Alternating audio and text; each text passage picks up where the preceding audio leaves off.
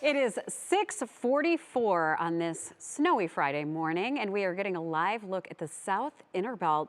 And of course, you can see there is some pavement, amazingly. So not a lot of snow on the roads, but there is still snow in certain lanes. So it's good to take your time and be careful this morning. Yeah, no question. Traffic moving pretty smoothly right now, but that of course can change by the minute. And Matt Wintz now in giving us the minute by minute. Has anything changed, or pretty much, you know, the way we saw it, or you saw it? The way we saw it. Nothing apocalyptic this morning. We're watching that lake effect snow band.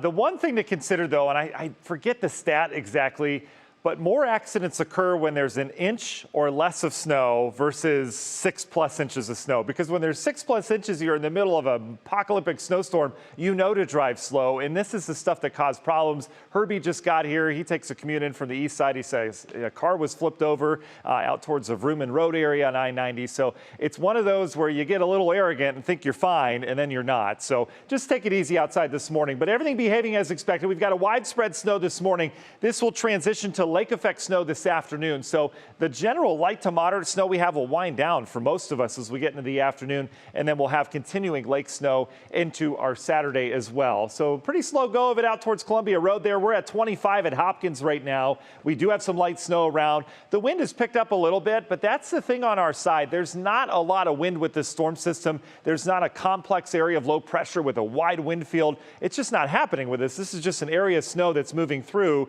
It's basically winter weather advisory snow, which isn't a big deal, but you do have slick travel.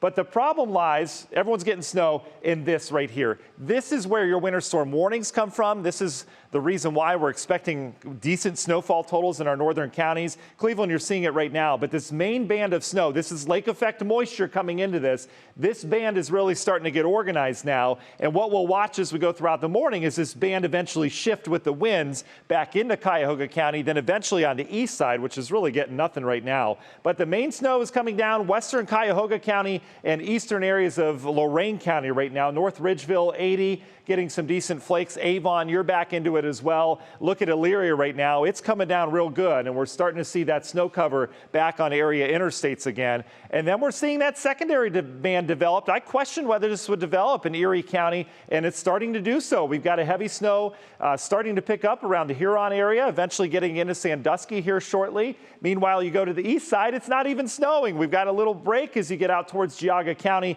Don't worry, it will come back at you later on this morning into the afternoon hours. But for now, the heaviest snow is going to be out on the west side over the next hour. And that's the band that's causing the problems, the reason why we've got the winter storm warnings for our northern tier counties. Here's our system. No big complex area of low pressure. We've got some snow back towards about the Fort Wayne area. So we've got a good another 3 or 4 hours of general snow for everybody. But temperatures are on our side. We're in the 20s. So salt, all the road treatment works under these conditions. The wind is fairly light. The wind will start to pick up later today as that low pulls on by and strengthens east of us. So we will start to tap in to a little bit more blowing snow this afternoon and tonight as it gets a little bit more blustery. So let's take you through it. National Design Mart hour-by-hour forecasts. Where's that band right now on the modeling? It actually has it in Cleveland, so it may be off by a little bit. That band is further west now. But what we'll see throughout the morning is that main band of heavy snow will start to pivot out towards the east as the winds shift, and that will bring heavier snow back into Cuyahoga County, maybe even down into Medina and Summit counties as well as we get towards the noon hour. That's going to be your up to an inch an hour snowfall rates. That's where you're going to have the problems, right? As we go throughout the afternoon, all indication is there's going to be a wind shift, okay, as that low pulls away. And that could trigger a little band of some heavier snow that sinks from north to south. I've seen this with these systems a lot over the years, and that tends to happen. You get this quick burst of snow. It looks like before the evening rush hour, hopefully, but that could put down a coating for everybody. And then everything kind of relaxes as winds kind of redirect themselves out over the lake.